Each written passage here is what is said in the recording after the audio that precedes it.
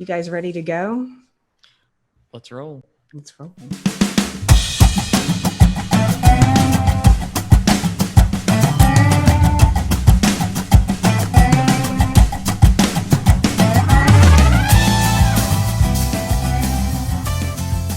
All right, you guys, we are live. You are joining us for a brand new podcast about art and modern life, live from Reno, Nevada. We are here to start an extended conversation about art and its role in society over time. All of us, this is our favorite topic, and we hope that you'll be excited about it too. I'm Erica Calderlet, and I am going to hand the microphone over to my co-host, Thomas Qualls. It's yours, Thomas. Hi there. Hi, Erica. Hello, everyone. Hello, guests. Thank you very much. Look at us. We're doing this. We are doing it. So today, as Erica mentioned, we're going to talk about the relevance of art to society and kind of dive into the fact that art isn't this thing that happens 1 month a year in Reno, or this thing that only lives in museums or theaters, although those things are all important. But we're going to explore the relevance and importance of art and how it's woven into the fabric of our daily lives and all the reasons why it is so essential. And again, now really more than ever. So Erica, the good news is that you and I don't have to do this by ourselves. We're fortunate to have a number of luminaries in the field here. I want to briefly introduce our guests. We're going to go into your backgrounds and a lot more about what you do and how you sort of relate to this topic. But for now, I just want to introduce Christina Barr. She's a folklorist and she's the executive director of Nevada Humanities. Hi, Christina. The next is Unkang Ko. She's a practicing artist who's shown all over the world, and she's also associate professor of printmaking at UNR. Next, we have Chris Wagner. She's a journalist and the founder of Double Scoop, a news site that covers visual art in Nevada. And you might think that that would be enough, and generally it would for a normal podcast, but we have two more. We have the Art and Modern Life host, Vivian Zavataro. Wave, Vivian. She's the director of the Lilly Museum of Art at the University of Nevada, Reno. And we also have the executive director of the Nevada Arts Council, Tony Manfredi, who should be listening to the legislature right now, but is with us instead. So we are really lucky. We even had the legislature on the phone here listening to the conference call here in the green room. We did. I don't know if they were taking our input or not, but Thomas, I don't know if you realize, but we also have another surprise guest here with us, which is really an honor. We've actually got the marketing director of Art Town. What? I see the name up there. Oliver, are you going to show your face? And he's shy. He's not showing his face, but it's really an honor to have you join us for this. We are making it up as we go along, and we're going to do it that way as long as this exists. So hi, Oliver. And I want you to know that none of this would exist, like many things that I do, without Oliver X. So thank you, Oliver. So this is a great big topic, obviously. And as Erica mentioned, we're doing a 3-part series here as part of Art Town with a lot of guests, big topics, a lot to sort of wrap our mind around. And after July, this series is just the beginning of a regular podcast on this subject. So all of the little nuances and things and guests that we couldn't get to in this topic, we will over time, rest assured. I'm going to start with our host and Lilly director, Vivian Zavataro.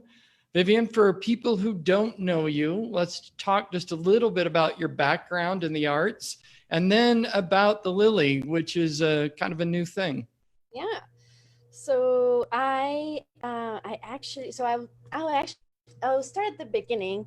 And I was born and raised in Brazil. and then decided to move here to ski. But then got my bachelor's in art history at UNR and moved to Europe, got my master's in museology at the University of Amsterdam in Amsterdam, and then came back to Reno, full circle. I worked in museums and art exhibitions all over the world, in France and Germany, and in the Netherlands, and also here in the States. And it's been an honor to work at the Lily as the director because, as most of you know, it's a brand new museum. We opened our doors last year in February, so we're just 1 year old. So having this blank canvas to work with has been really, really amazing for me, and just having the opportunity to shape this museum the way I envision it, So Showing the world your beautiful front doors of the museum, Vivian. You've done such a good job. thank you. Tell us about how A lot of it is UNR. my predecessor too. I don't want to take the credit. Yeah. Tell us, how did UNR, you've worked in museums all over the world. How did UNR attract you here? What was it that brought you here to direct the Lily?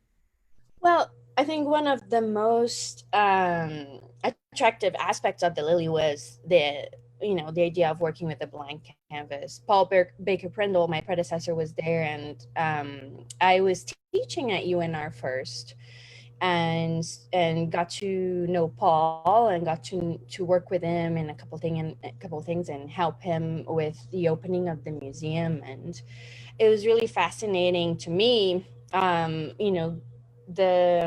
all we could do, and the way he set up the permanent collection display. It was exactly what the focus of my thesis when I was finishing my master's in the Netherlands. So it was really incredible to see how everything was kind of fitting into place when I moved back to Reno. So yeah, that's how. So as a teacher and now the director of the Lilly Museum of Art, tell me, let's just kick this off. What are some of your thoughts on the relevance and importance of the arts in and around education? And then secondarily, what's the role of museums in that? So I'll start with education. So when I first started teaching art history, for me, it was really challenging to see that every textbook is, always talk about the same people. And when you stop to think about it, like just some statistics that current statistics. Yeah. So like more than 60% of the people that graduate in fine arts are women. And then you look at right? galleries and museums, and most museums and galleries have more than 80% white men male artists. And you're like, where are all these ladies going, right? Mm-hmm. So, and then you start to think about people of color, you start to think about all these artists that are being ignored by textbooks, by our galleries, by museums. And to me, it was kind of a wake-up call. What are we teaching our students? And how can we make this world a more equitable place if our textbooks don't represent the multiplicity of our society, right? So I actually decided to use no textbooks when I was teaching because there was no textbooks that I could follow that were exposing my students to queer artists, to Native artists, to Black American artists. They were not there. So I love that idea. My son goes to a Waldorf school and they make their own textbooks every year. That's pretty much what I had to do, just get articles and put them together and have the read, every week we would read scholarly and, articles, but it wasn't part of a textbook. And I even thought about, writing a textbook that was inclusive, but that's another story. I'm in. Let's do it. Let's do it. I bet Chris will be in for it too. I'm sitting here nodding the whole time. The experience of trying to teach art history out of this big yellow book full of white men is very, very frustrating. Yeah. We have several talks about this topic. Mm-hmm. Yeah, it needs to change. But regarding museums is, so as I was saying, when I started working with Paul and working at the Lily and seeing the way he was setting it up. So for whom are museums for? That was the main question. That is the main question. Who are we serving? And when you think about that, museum professionals will tell you the communities. And you're like, oh, really?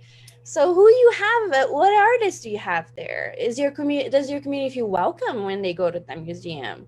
What is the demographics that is going to your museum? Is it it's proven, statistics show that museum audiences are whiter and older than our population. So who are you really serving? And so thinking about that, what is the relevancy of a museum? If you're not genuinely thinking and honestly thinking who you're serving, then you're not doing your job as a museum. And so everything that I do moving forward with the Lily, I am thinking about who we serve. So if a person from an oppressed group comes in the museum, do they feel welcome? Do they feel that their voices are being represented on the walls of that museum? Do they feel that they belong in that space? So those are things that are always in the back of my mind when I curate a show or when I am coming up with the program and the events at the Lily. I love that. And I can see how both the educational and museum aspects of that tie together. So that's really beautiful. Are you still teaching as well? I teach one class, one semester a year at UNR. And so last semester I taught 20th century art. And Great. Is there, and I know that Tony and Christina are going to have a lot to say about this, but because of your role, what's your perspective on how art has been treated in academia, maybe historically, versus now, funding, importance, otherwise? Well, yeah, it's challenging here in the States, I feel, and a lot of people might get mad at me because of that. But in Europe, art is valued, and a lot of when some countries, France, for example, when they're going through a tough time through crisis, they turn to artists, to philosophers, in order to get advice. And here we see year after year, funds getting taken away from arts and culture. And I'm sure Tony is way more qualified to talk about that than me. But that breaks my heart because like we saw during COVID, when everybody was in their homes, they turned into art. They turned into these museums with virtual exhibitions. They turned into music, to movies, to literature, right? And those are the aspects of our society here in America that are the first ones to get cuts in funds. So shouldn't we be thinking about that, in another way as a society here? And when the shutdown happened, I think the Louvre was one of the first people to put up exhibits for free. Wow. It was fantastic how many museums were able to right away deliver that as content for parents to do something with their children, to go and visit museums they might never be able to go to in in real life, right? To just go to the Louvre for the day. Yeah, the Rijksmuseum in Amsterdam also did that. Amazing. You can like zoom in into Rembrandt's, and it's incredible the content that is out there, and it's meaningful and it's educational. It's not this cartoon saying a bunch of caca. Then it's leave it to Vivian, right? Bring us right to the overall question of the episode that Thomas and I had in mind, which is how is it relevant, right? And you're watching every state cut budgets to the arts. Everyone in this everyone in this virtual room right now is feeling that. We all are feeling it, right?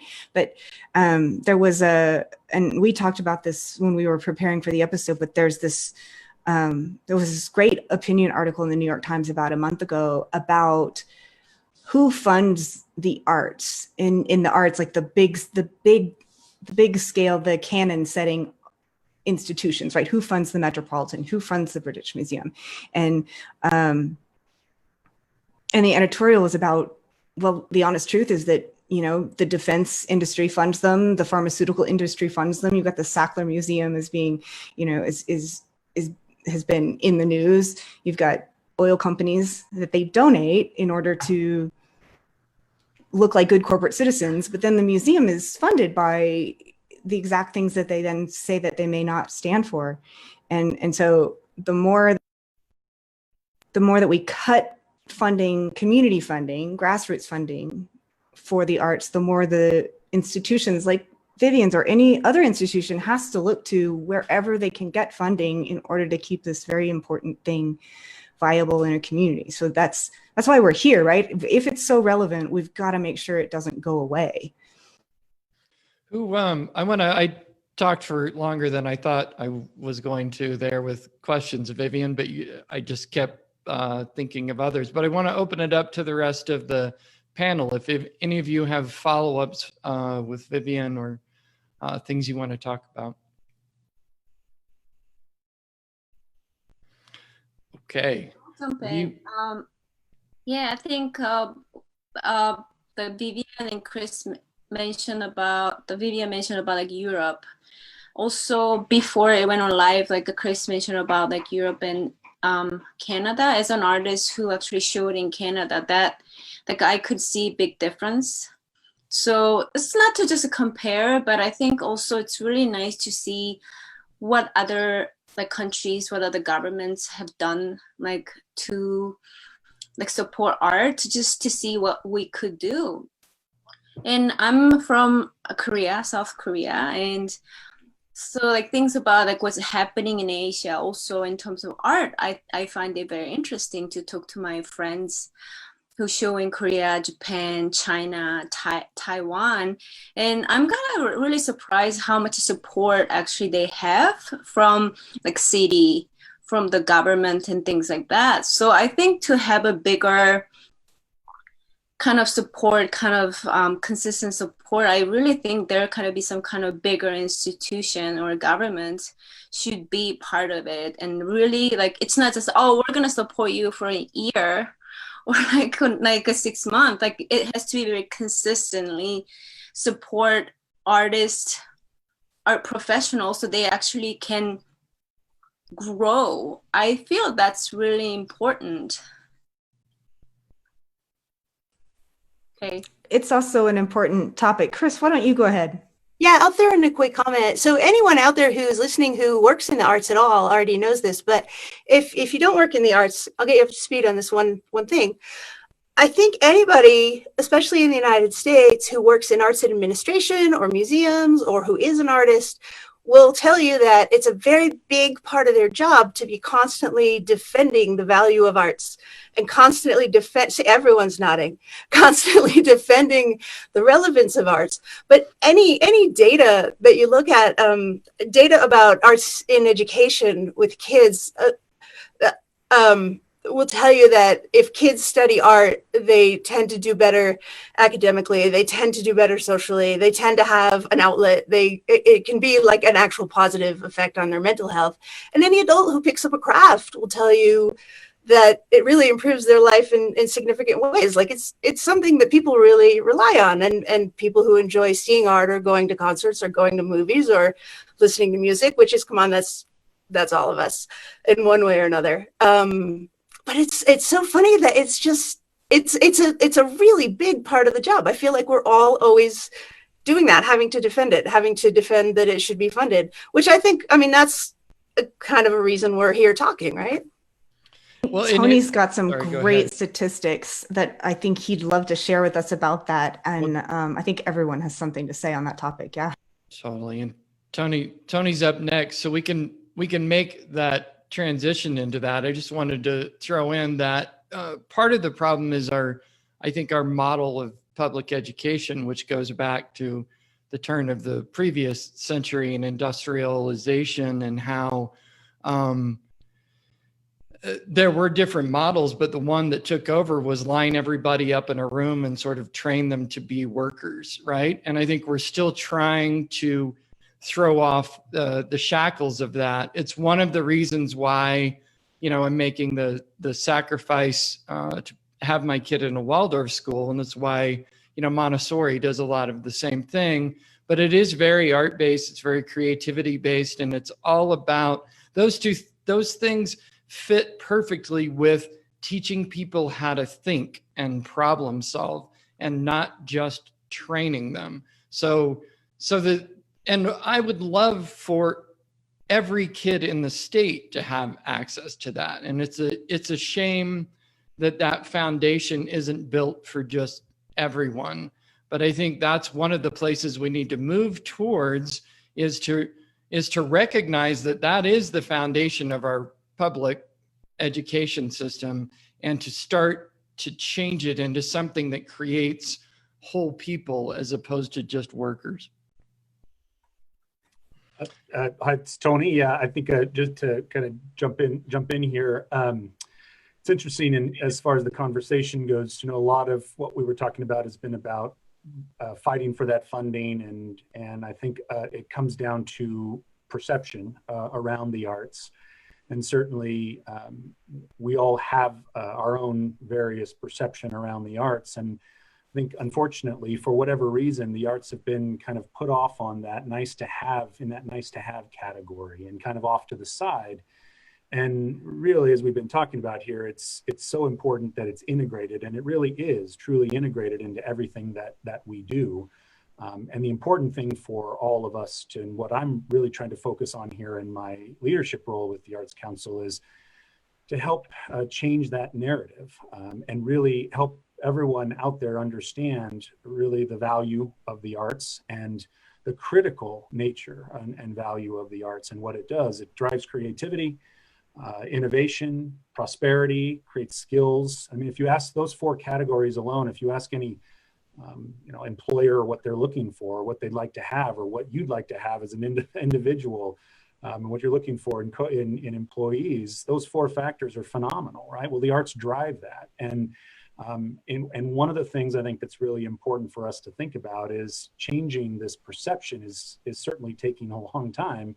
But we really need to start with our youngest and the young generation coming up. And to your point, this arts education and arts integration is really key and critical in that way. It's the STEM to STEAM scenario, right? We love to talk in this country in particular about science, technology, engineering, and math. And yet the arts are a really important part of that to drive those four factors I spoke about, right? Creativity, innovation, prosperity. Those are the things that help drive the new inventions we're going to come up with, thinking outside of the box, create teamwork. Arts classes, the arts actually really enforce that and reinforce that. And so there are all these really great soft skills that for so long we've seen as kind of again, that nice to have. And we really need to get down to, we need these hard skills of engineering, technology, and math. But those soft skills are the things that really move it forward as well. So one thing about the Arts Council, we have a focus area in arts education. And so that is one of the areas we're working on. So let's take that and just back up 1 second and tell us a little bit about the Nevada Arts Council, your role there, and how is that funded? Sure. Yeah. Thanks for the question. Well, I'm the executive director of the organization. We are a state arts agency, one of 56 state arts agencies in the country, and regional organizations that are supported through funding from the National Endowment through the Arts or for the Arts.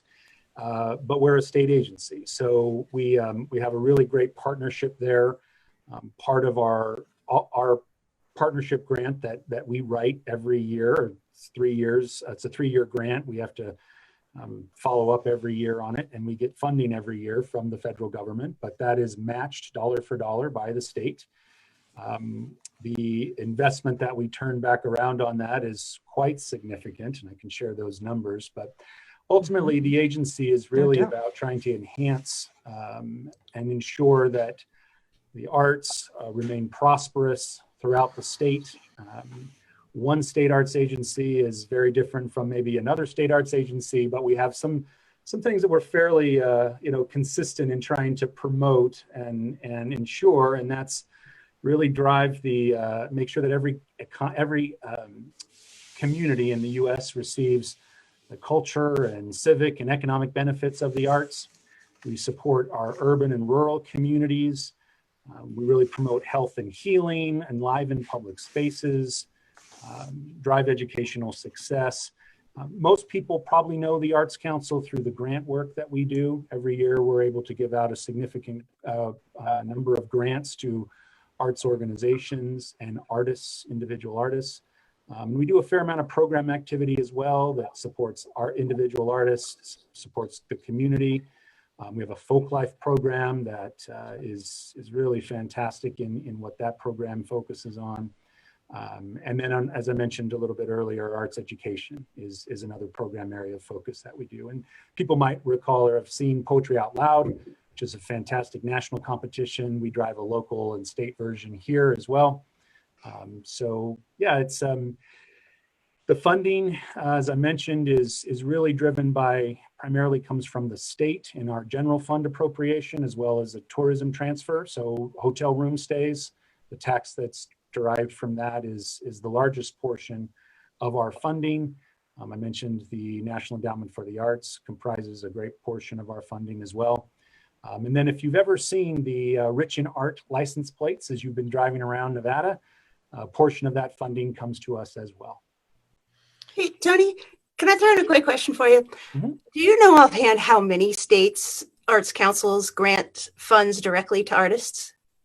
It's not all of them, right? Correct. Not every state arts agency does do direct grants to artists. Yeah. I'm sorry, Chris, we could get that information, but I don't know the exact number. But like, it's certainly not universal, right? No. Yeah. And it's been, I think it's really important that we find ways to support our individual artists, which I'm thrilled, that was a foundation that was created in the agency here years ago. In fact, in one of the upcoming podcasts that we'll be having here, we'll be talking to Bill Fox from the museum, and he was at one time in my role, and he was credited with starting the fellowship grants at the council. So that's right. We need to thank him for that work for sure.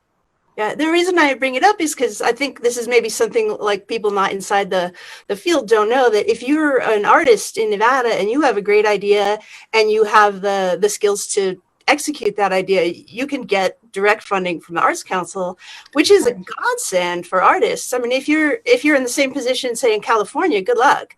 Right. And it's kind of great that artists in Nevada have. We all laugh. Yeah, I got some grants from Nevada Art Council, so I could have some shows that was really they really support me preparing for some of the show, national, international, and regional show. And also that with the grant, I got an opportunity to go to Documenta in Germany 2-3 years ago. That was really good experience. And I think one of my former students got that grant to go to artists in residency as well. Can't believe we didn't see each other. I was working at Documented the last edition. Oh, we might have passed. Hey, so while we're talking about funding and all of that, and now we've moved into how the Arts Council gives back to artists, I know you've got a bunch of information about the cultural and financial impact of the arts in Nevada. Do you want to, is this a good time to move into that? Sure. Well, you know, Tony, before you do that, I just want to acknowledge we've got a bunch of people watching live on Facebook. And so I just wanted to say hi to all of you guys out there. We're sort of in the middle of this conversation where we're all just a bunch of art nerds talking to each other. But if you're watching live on Facebook and you put if you put a question or a comment in the chat, we'll see it, and we'll bring you into the conversation. That's great. And there will be like a Q&A session at the end of this, if everybody's hanging around. So there'll be that opportunity as well. Okay, Tony. So Tony, it's all yours. There you go. Sure. No, thanks. Again, in that narrative about the value of the arts, the U.S. Bureau of Economic Analysis cites that arts and culture for Nevada amounts to $8 billion, actually $8.7 billion for the state. And that's about 5.5% of our GDP. That puts us second in categories. So retail being first at about 10 billion. Arts and culture, it's second at 8, then construction, transportation, mining, utilities, et cetera. It's about 40,911 jobs. Again, so one of maybe the myths around there is that the arts don't have, it's not a lot of money that's coming into the state. And that data certainly shows that isn't the case. So real money, real work, real jobs that are out there that are tied to the arts and culture industry.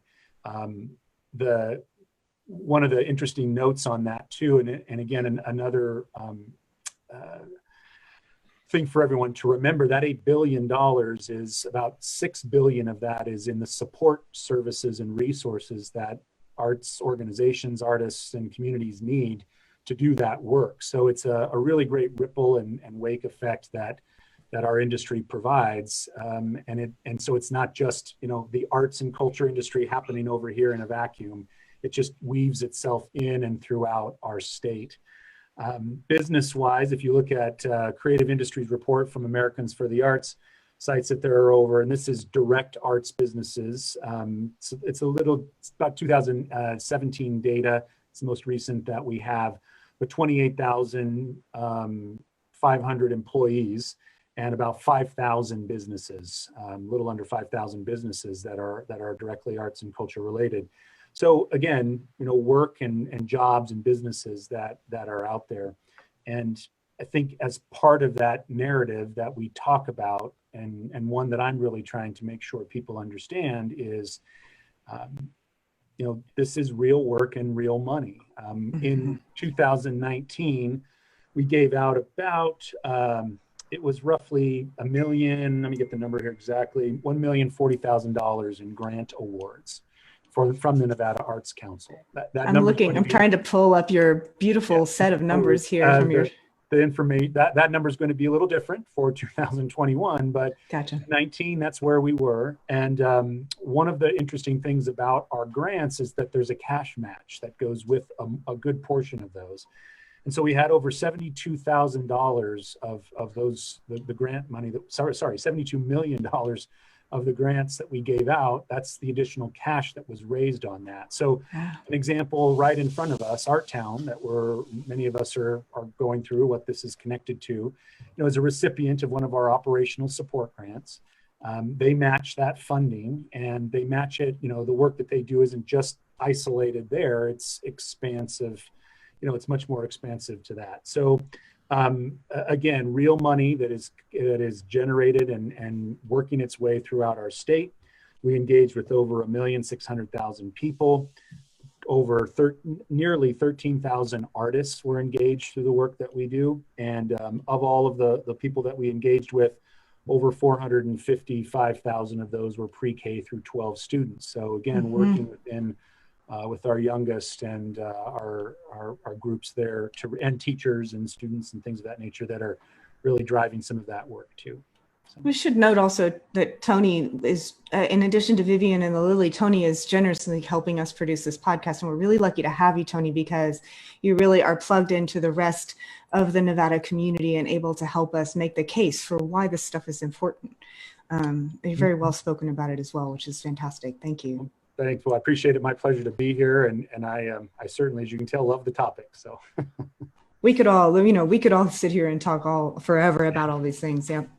Well, I just want to follow up on that with one thing, which is something that people don't, again, associate with the arts. But can you talk a little bit about how critical art is to the health of communities? Yeah, that's a great question. I'm going to find your slide for you, Tony. Okay, sure. Yeah. I think, it's interesting. In the last recession, one of the really great outcomes was certainly the quality of life that the arts really brought into Northern Nevada in particular, but it's certainly across the state. But you look at when people come to visit a place, when they certainly when they come to want to live in a place, when they want to look at the quality of life that's there, the arts are certainly a big factor of that, right, and a big driver of that. So the slides we're looking at right now are really about kind of that education component of that.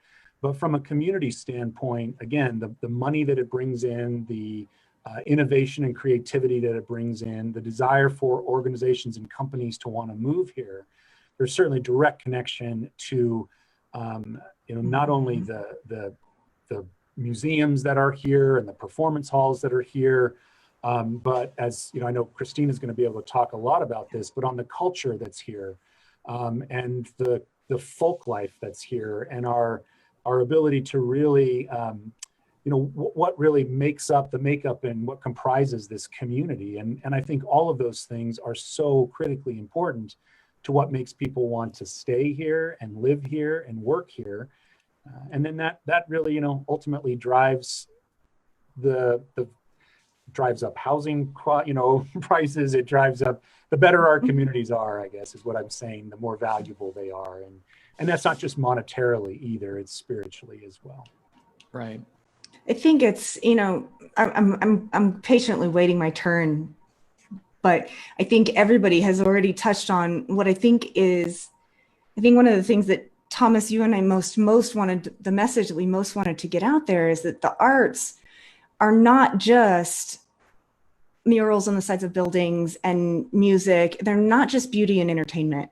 And when we support the arts, we're not just supporting beauty and entertainment, which is a misconception that I think leads and supports people to cut funding in hard times, because they say, well, they're hard times, that's a luxury. We can't afford beauty and entertainment right now. We need basic things. But the arts are not only that. I mean, everyone in this room can talk about how art isn't only about beauty. Some, especially in the modern, postmodern era, so much of art is actually about ugliness and about problems and about conflict and serves as a form of protest. But even more than that, just like Tony was saying, right, you look at the three things on the slide that we've got up here that you aren't actually looking at, are that in addition to delivering beauty and entertainment and dialogue about ugliness and conflict, what they also do is everyone who participates in and engages with the beauty and ugliness and entertainment and dialogue, they develop the skills that you use when you do that, right? So if you participate in art, and again, I have a few things to say on this subject later, but if you participate, if you engage in the arts, you learn how to listen, how to try and understand what someone else was what their intent was, how to be with ambiguity and uncertainty, how to communicate, how to collaborate, how to listen, how to appreciate something you don't understand or even don't like. So yes, we get beauty because we support the arts, and yes, we get entertainment because we support the arts, but we also get a community that knows how to engage in dialogue and tolerate difference and all those other things. We get all those things. So the accountants, they have those skills now, and the, high school teachers have those skills now, and the engineers who work for the hydrology department have those skills, even in addition to that we have a more lovely community, right? And you look at the slide, now that I'll stop talking and put the slide up, you look at the slide that Tony has, all the different ways that they make an impact in the community, you see it. It's not just the pretty stuff, it's all the other things that pretty stuff deliver. Sure. So. No, that's great. And I know that you're going to have more to say about that as we go. I just couldn't bite my tongue anymore. I'm so sorry. Now I'll be quiet. No, it's good. This is how this is supposed to go. Yeah.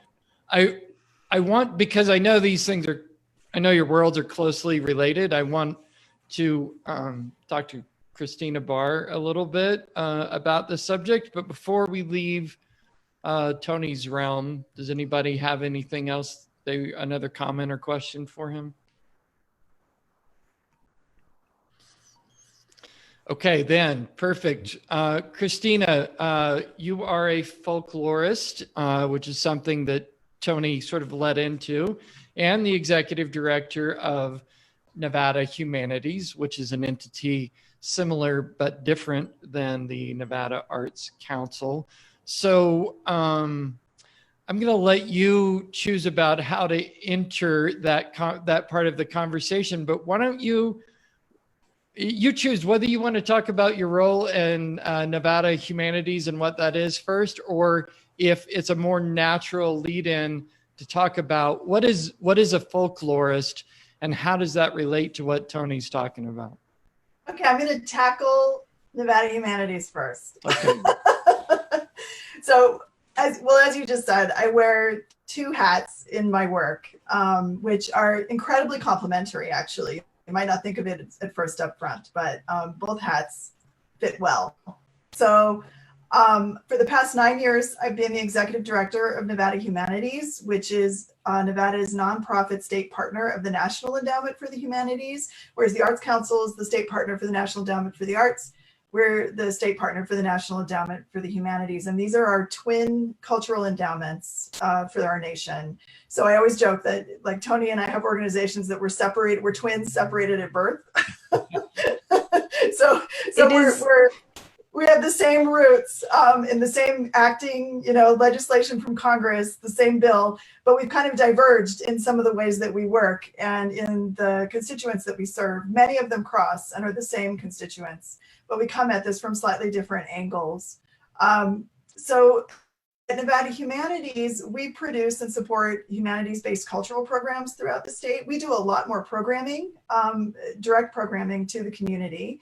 But we also give grants to nonprofit organizations around the state as well to do cultural programs and humanities-based programs in higher education, K through 12 learning, a lot of education focus, and then also a wide range of kind of contextual understanding of the arts as well. So we often fund arts-based groups, some of the same organizations that Tony's agency funds, but we often fund the education components around that. So it's a little bit different, but we are all part of the same ecosystem and the same large world of cultural infrastructure for our state. And that's what we do there. So we produce at Nevada Humanities, we do a lot of literary programming as well. We produce the Las Vegas Book Festival, which we founded in 2002. We now do it in collaboration with the city of Las Vegas. We produce in Reno the Nevada Humanities Literary Crawl. I hope many of you have had a chance to get out and see that and walk the streets with us. Unfortunately, of course, because of COVID-19, we're not doing it this year, which is a heartbreaking thing, but we're going to be doing some online creative stuff this fall, so stay tuned. And that will be back full steam as soon as we're all able to safely gather and be together to do that. We produce the Online Nevada Encyclopedia, which is our state's encyclopedia at onlinenevada.org. You can go online and learn a lot about the history of our state and different people who helped make Nevada what it is today, and get some good context for our state and how we operate on our culture and our history, a wide range of things that we do on the encyclopedia. There's a lot of visual, we have great arrangements with some of the special collections, libraries at UNLV and UNR and other NC institutions, and also with the state library or museum, sorry. And they share a lot of digital images with us that we have on the encyclopedia and historical stuff. So please go check that out. We also have an exhibition series in our Las Vegas program gallery. We have an office in Las Vegas as well as here in Reno. And of course, as I mentioned, we do grant making all over the state. We partner with more than 100 organizations every year. And so we like to think that we're omnipresent. They're a little bit everywhere. And of course, Tony didn't mention this, but like the Arts Council, we are also in the process of distributing CARES Act relief funds to cultural organizations around the state. The Arts Council's been doing that. We were each given an allocation from the endowments to distribute throughout Nevada.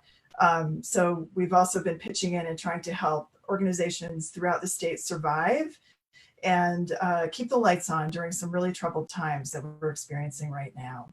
We also do, we sort of touched on this at the beginning of the program, an enormous amount of advocacy around our state and just really helping to articulate the relevancy of creativity in our state through, as Tony was just talking about very succinctly, some of the impact of public money and what we bring to the state and how it really, really does leverage local dollars to help create this incredible infrastructure, which reinforces tourism, which reinforces our quality of life, which is attractive to businesses who want to come to Nevada.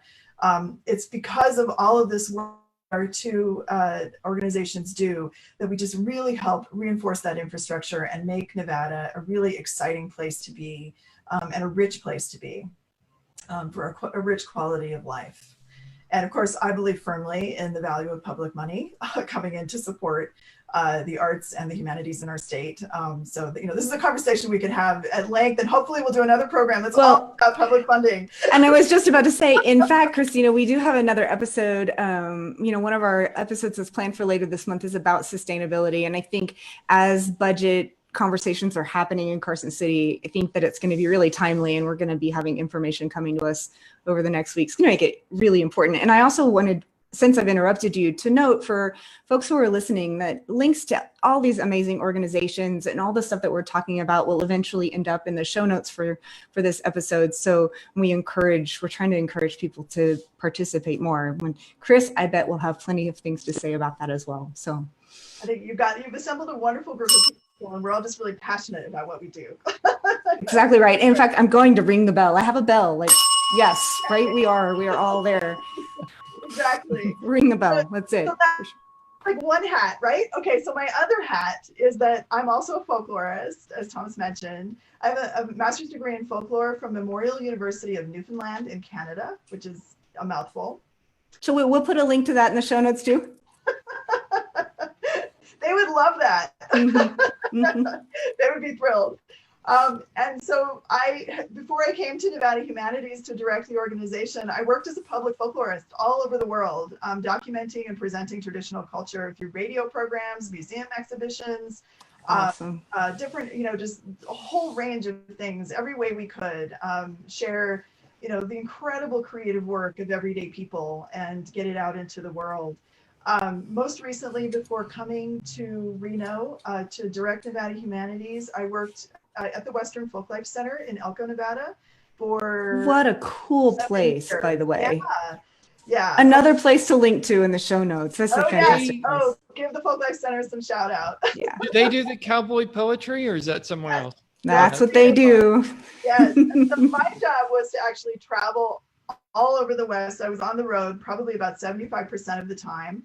Oh, I'm so jealous. Partner with communities in almost every state in the West to do different kinds of projects and programs. And a lot of that work that we did traveling around and doing documentary projects, we would bring back to the Cowboy Poetry Gathering, and it would become part of a special program that happened as part of the gathering. And so that was my work and I did that for many years, and just it was lovely, along with my partner in crime, Meg Glazer, who's the artistic director at the Western Folklife Center. And yes, so the Cowboy Poetry Gathering is still going strong, and unfortunately they're also not happening this January, where they would normally happen. But you know, we have this weird hiatus, this weird umbrella, but we're all going to reflect and make everything better and stronger for next year. It's hard to imagine that there could be anyone listening who doesn't know what cowboy poetry is, but I think it's definitely worth describing, because it's one of the things, it is one of the cultural treasures of Nevada that I got excited about first when I first moved here. I mean, moving to Northern Nevada, I felt like I was moving to the moon. It was so strange for me. And then all of these amazing things started to sort of bubble up. So maybe you could just describe that a little bit, because one of the things that I liked most about it is that it is exactly what we started at the top of the hour with, which was it sort of has one foot in the arts and one foot in the humanities as a cultural event, which makes it just perfect for all the things we're talking about, right? Broadening horizons and conversation. So go. Yes, well, that's one of the things that I love about my work, is that I feel like the humanities are omnipresent. Right? So we get to be part of the creative world, and we get to be part of an intellectual world and the world of thought. And then we also get to be part of how they bridge and become embedded in our everyday lives. And so that's my work as a public folklorist and a public humanist, is really about making that work applicable to every day. So it's about the fabric of who we are as people and how we express ourselves as people. So it's important stuff. Yeah. Yeah. So Cowboy Poetry. Well, it was founded 36 years ago, the gathering, maybe 37 36 and a half, we'll say. When a group of folklorists got together, they got a grant from the National Endowment for the Arts. Here we go, federal money at work again in our state.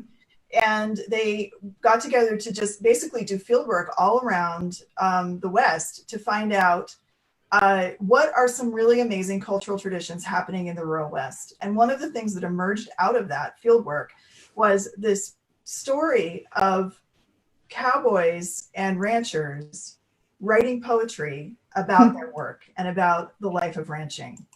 And so everyone was like, really? Like, we actually hadn't been aware of this tradition. And so it just emerged, and of the cowboys who was part of that project said, you know what, we should get some people together and have a gathering, and the rest is history. I'll tell you, one of my favorite things to do is, I mean, I really do like to push people's buttons. You wouldn't necessarily know it if you don't know me very well, but one of the things I love is pushing people's buttons about who is creative, who's a creator, and people's stereotypes and assumptions about what counts as being a creator. And so I love cowboy poetry because it just, I mean, people, what do you mean cowboys aren't? Cowboys aren't artists. That's crazy. Of course they are, right? In fact, engineers are artists and creators, and all kinds of people are creators. And I loved that. I loved coming to Nevada and realizing how open-minded in some ways, Nevada is about that stuff, what they're willing to celebrate. It's kind of nice. It is. Well, I think that's part of the value of when we talk about creativity. We can talk about a couple of different things that really bring it home for people. I think one of those is about identity and place, or actually I guess it's identity and place. And I think that when this is really what traditional culture is all about. And one of the things that I understand as a folklorist is that creativity is everywhere.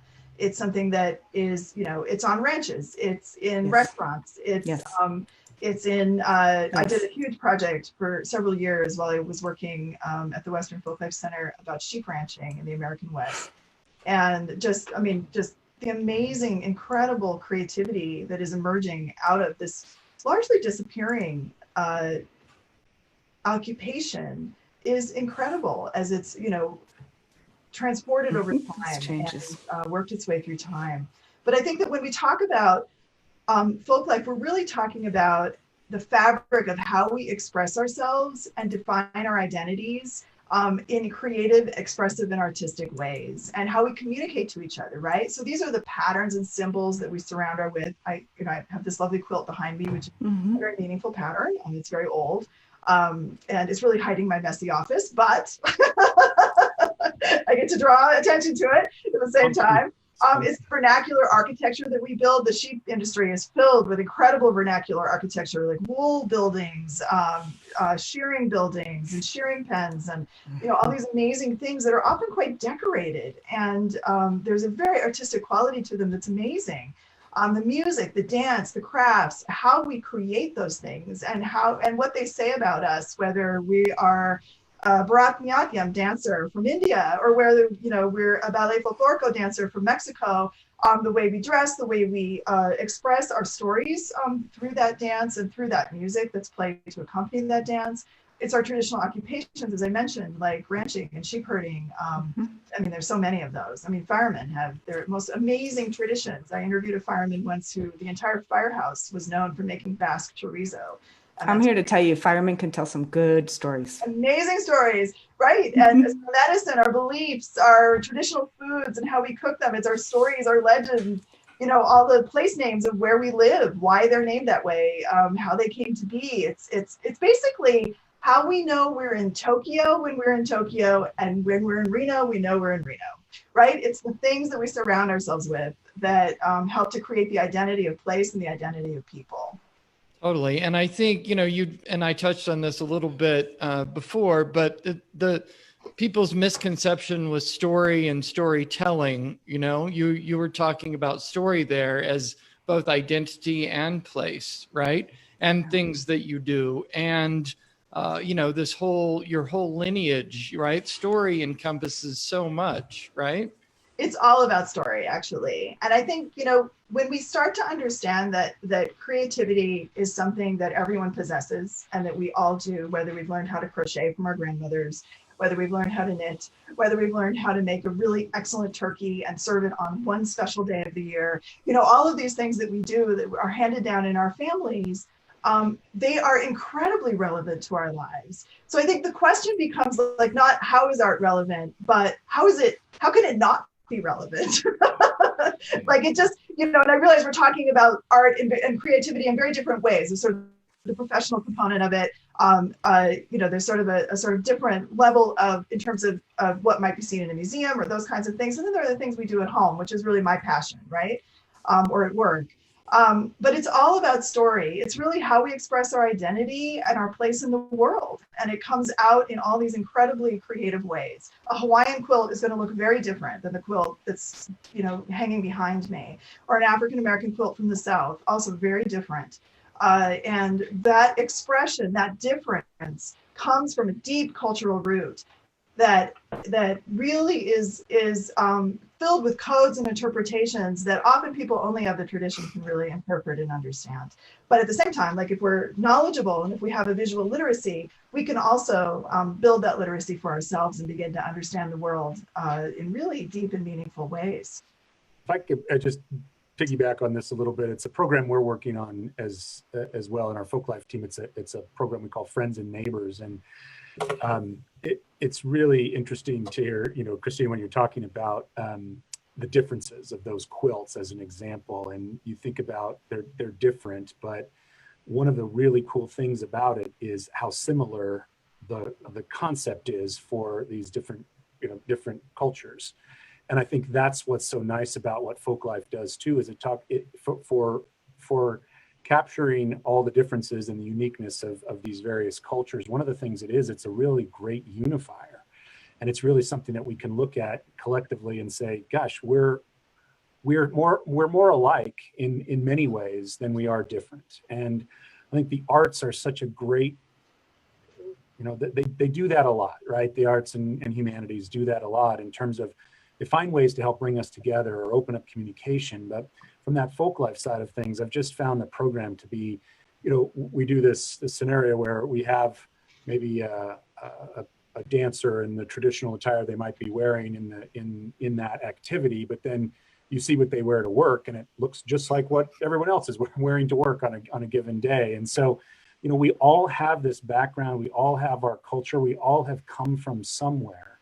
And I think it's such a great, especially where we are in this day and age, if we can think and reflect on that often, more often than not, I think it can really help us break down some of those communication barriers that we may have and help bring us together. You're absolutely right. And I think even though sometimes we may dress the same or look the same, I think that the things that we carry of value in our lives are often extremely unique to our own cultures and the cultures of our heritage. I mean, you may look the same in the office, but maybe you have something a little bit special in your lunchbox.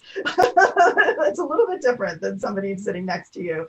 And I think, it's that sense of kind of rich identity that's so important and so relevant to everything that we are doing. And also, it really serves as a critical base for us to sustain ourselves through times like we are experiencing right now. It contributes to resilience, I think, to have a solid foundation among your family and in your own heritage that you can draw on, especially in times of isolation, when normally those things would be very collective. Right now, we want to do those things. Everyone talks about how we're eating our comfort food. Well, that comfort food is comfortable for a reason. We know how to do that. It's a food of our own cultures that we pull to. So my comfort food might not be the comfort food of someone whose heritage is from Mexico. It might look very different. And, I think that we just want to recognize that difference as well. But I think in times of great strife, we really do turn to these real basics to find our moments of resilience and to band together, even if we can't physically be in the same place. It's very exciting. So I just want to tie this together a little bit before we move on. I just wanted to say that also, so our work at Nevada Humanities is also rooted in this in its own way. We just finished a huge strategic planning process with our board and staff. And one of the things that we are emerging towards as an organization is what we like to call democratizing the humanities. And to really think about the humanities in the public sphere as being a little bit different than the humanities in the academic sphere. We often think of the term as humanities as really being rooted in these academic disciplines. But our work at Nevada Humanities is about public humanities work. It's about working with communities and working in communities, in collaboration with communities. And so part of this is to understand that the humanities, or if we understand that as knowledge, right, and perspective, is something that everyone has. And that it's not only the purview of academia, it's also the purview of everyday people who are very much experts in their own lives and in their own worlds. And they can also provide interesting perspectives and understanding about their own experiences and the experiences of their neighbors. And so we've been doing lots of different work around this and restructuring a lot of the programming that we're doing around this. We're in the process of launching a new program called Humanities Heart to Heart, which is just coming out in the next week or so, where we've asked people around the state, and this is still ongoing. If people are interested in writing for this, we would love to hear from you. But we are the series of essays and creative works, documentary photography, all different kinds of perceptions of the ways that COVID-19 is having an impact on our communities. We realized there wasn't really a way to gather these voices together. There wasn't a forum for this. So we're providing a forum online. We're very excited about this. So there'll be a link for that as well, right? Yes, so we'll link you to our website. I have to, literally, we were just in the process of pushing this live. It may be live next week. I have to check with my staff member who's in charge of this. This is a little preview, but I will give you that information for sure. So I warned Yungkang because I warned Yungkang that I was going to put her on the spot because we've had this fantastic opportunity to hear Yungkang.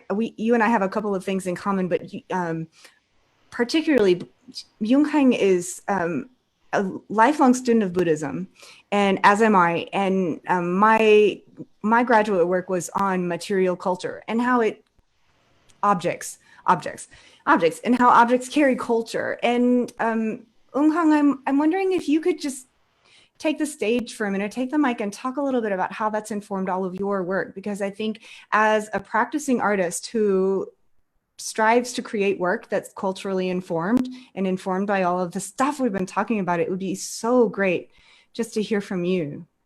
Yeah, to talk about a little of my work, my work is focused on like the human, us, who living in the society. I'm really curious how we as a human kind of living in the society, some of the event, like some kind of things, like human issues happens, and how we kind of how we react and how we solve or not solve the problems. And especially like my recent work really is talking about this lifestyle we have and thinking process. Like really, like if you think about it, it's really ruled by consumerism. Like everything, I can like see like people shop around their date, like their date online, and like their like they shop around people, everything, like everything you can, there's almost nothing you can really shop around. So for me to show those like a mass consumer culture that we live in, this very much consumer society, I used like a different, I'm very interdisciplinary artist who uses primary medium is printmaking, which I'll talk a little bit more. But also I'm like really curious about using different medium, like incorporating 3D printer, like book bindings. Like I've been doing a lot of sewing, like drawing things like that. Yeah, that's one of the eyes that I made this year.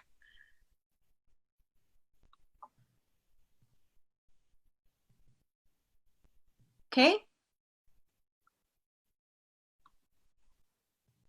Oops. Erica, following up on that, or? Yeah, I was putting this. I put this image up on the screen when Kang sent me this image, and it seemed like it was a great example of what you were talking about. So I wondered if I would give you an illustration, and then I went mute, so y'all didn't hear any of what I said. Yeah, go ahead. So yeah, that's kind of like a brief description about my work. Anything else you're interested? So like I kind of think about this mainstream. That was like idea about this Buddhism. Like, you know, when you think about reincarnation, we come and go, we come back, and I don't know what that really means. Like, it depends how you believe it. But also I really start thinking about it. Yeah, like everything is kind of here. Like I'm here right now.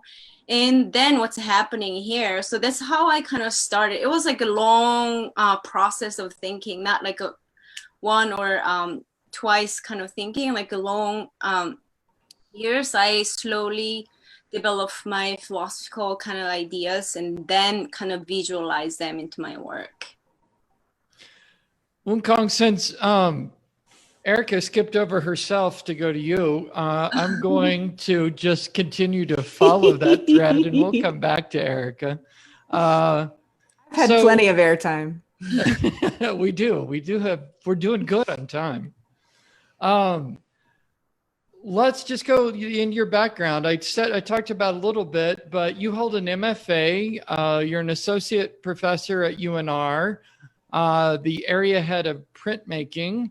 And in my brain, the really big thing is that you're an artist who has exhibited all over the world, including, I'm just going to read off the list: Korea, Japan, China, Australia, Bulgaria, Britain, Spain, and the United States.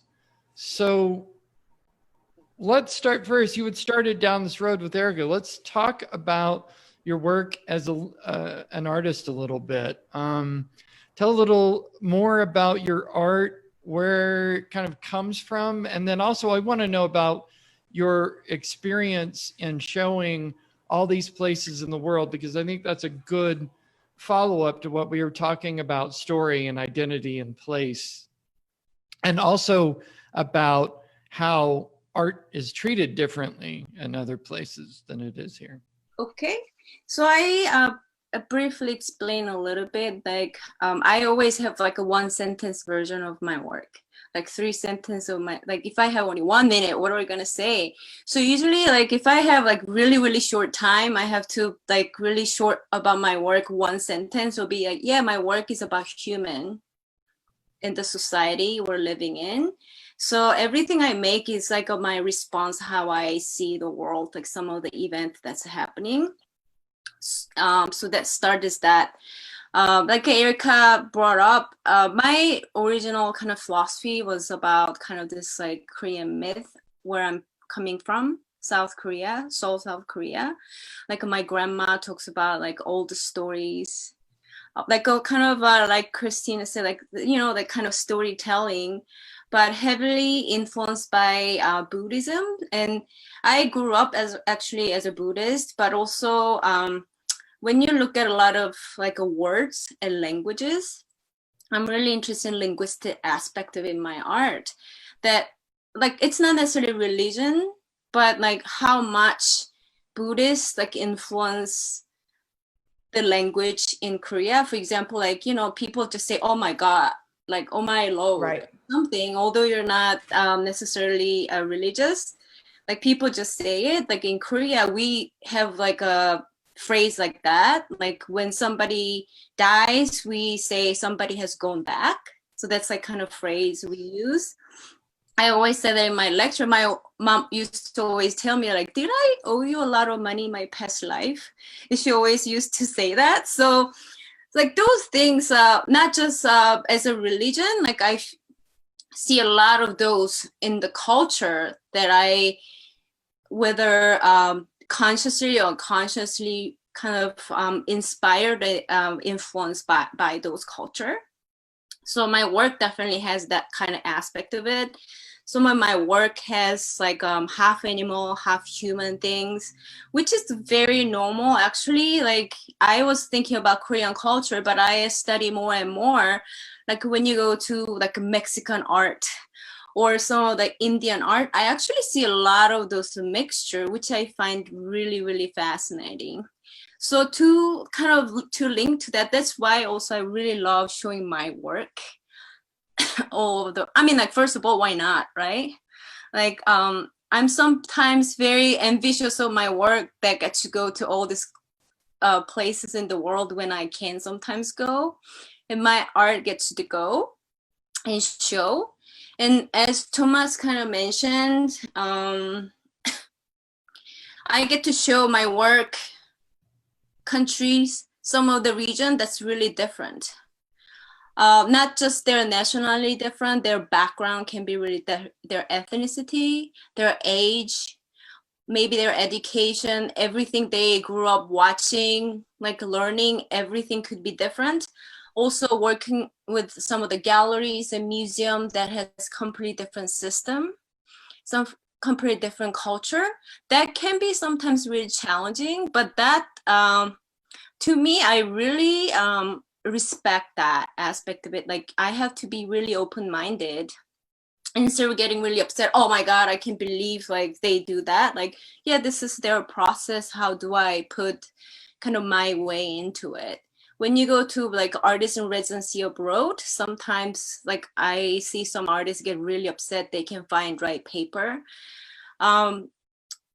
I sometimes do that too, but at the same I time, literally remember being frustrated about that exact thing. yeah, that's when I started to kind of think, what if I start using different medium, different paper, different material? Like how do my work change? And those are sometimes the frustration challenges to me always turn into more interesting kind of new project, new beginning. There was a one time I had a sabbatical 1 year and I traveled with one backpack, one suitcase for a year. That was a very interesting experience. And I couldn't put a lot of stuff in it because I mean, I didn't have to, but I decided to do that way. Then you don't really have a lot of options to make art. And you think if you don't have a lot of option, if you don't have things that you are comfortable with, like your life will end. Actually, it was completely opposite. When I didn't have something, actually something opened up for me. So I really enjoy those experiences. So it ends up informing your art a little bit. It ends up influencing some of the directions. Is that what you're saying? You mean like traveling? Or just the cultural differences, the not having access to maybe all of the materials you want, Okay, all so of those things. Yeah. for example, when I was traveling in India, I didn't have much and I couldn't really carry paper, but paper can be really expensive, not very heavy. And I realized India is so much fabric that I could buy. They're not necessarily expensive. So I've never done anything like that before, but I had a little lino block and cutting tool. That's pretty much all I had. So I started carving and started printing on the fabric. And like you just saw, those eyes are 3D. They're printed on the fabric and I turn it into like 3D installation. And that's how it started. And that time I had no idea where it was going, but that was the only option I thought that I could have that point. And at the beginning, I couldn't really do what I always could do. Like I really love like delicate drawing with the carving and then print and then sewing. Like I couldn't really get that kind of effect that I would draw with like really fine pen. So that part kind of, it didn't really that good. Like, like my eyes, like it wasn't good. But then something else started. Like, why does it have to be always precise? What if I kind of loosen up and kind of let that be part of my process? What's gonna happen? And I think since then my work really changed. I think you just demonstrated what Tony and what we were all trying to describe before we all weren't really warmed up yet at the very beginning, and all trying to say, participating in the arts, whether it's making them or learning how to look at them, it exposes you to all these different ways of thinking, all these ways that you have to innovate or make do or understand something differently. You just demonstrated it perfectly in that description. That's exactly right. Yeah, I think also once you establish a style, like sometimes it's hard to kind of let that go. But I think when I put myself a little bit vulnerable, I sometimes like feel that could be challenge that I overcome. And at the end, I think I can come out much better as a person, but also as an artist. That I find it very rewarding. Yun-Kang, I am also. And to add, sorry. No, you go ahead. To add some of the aspect of showing internationally. Not just my own work, I really love meeting like new audience, and they have a completely different kind of response sometimes. Like sometimes my art is weird. I mean, like a lot of time that's like weird, and some people think my art is like really cute. Like that's really cute, and then some people think it's really frightening. And actually, there was one exhibition in Spain. A 5-year-old girl came and freaked out, started crying. Their parents had to take her out because it's so scary. Whereas, like if I show them somewhere different country, like all the kids come and like party. Like, oh my God, there's a cat, there's a dogs, and they just get so excited. So I really like interacting with those artists. Also working with other artists. Like I love to meet like a future collaborator, like art professional. That's always fun to meet like new people. Okay, I'm done. No, it's good. It's good. Christina, did you want to follow up? I was just going to say that I really love what Yun-Kang just said about the interconnected nature of your art. And looking at those wonderful eyes just reminds me of so many things where eyes are so prominent in other cultures, and in I was thinking of, the evil eye motifs in the Middle East, and I mean, I love that nature. And just what I almost interrupted you saying actually just only reinforced that the sort of the different perceptions that people have from different vantage points in their own cultural identities, right? Where they encounter your work and it's either frightening or exciting. And I love that. That's all. All right. So Bing for that. That's good. Hey, I want to jump in here because we got listeners at home, right? And they're listening, and I feel certain that everybody out there is wondering, what has it been like to be in the arts community during the pandemic? And so I wondered, just to change things up a little bit, what's the number one thing each one of you has learned during this last 6 months of the world being totally crazy? I'll start. I think it was a frustrating for a lot of people, but also like to me, it was fascinating. It wasn't just me. It wasn't just you. Everybody pretty much in the world was facing. And when was the time that we all have to face the same thing? You know, I think that was like really scary, but also to me, like not necessarily good at the beginning. Like it was kind of really like nerve-wracking, scary and things like that. And all the galleries, museums close. Yeah. Because Yeah. they can go. But then like as an artist, like personally, it's been actually great after a while because I just make what I like. I didn't care what about showing, just make art that I want. But also like that was actually one of the things I wanted to say about like talk about community. I saw a lot of things happening. We talk about like how can artists contribute to the society and community, and I really feel we always have.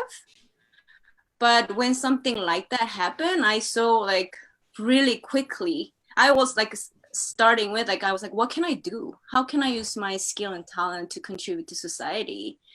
And I actually because I started sewing since then, experience in India, my skill got better.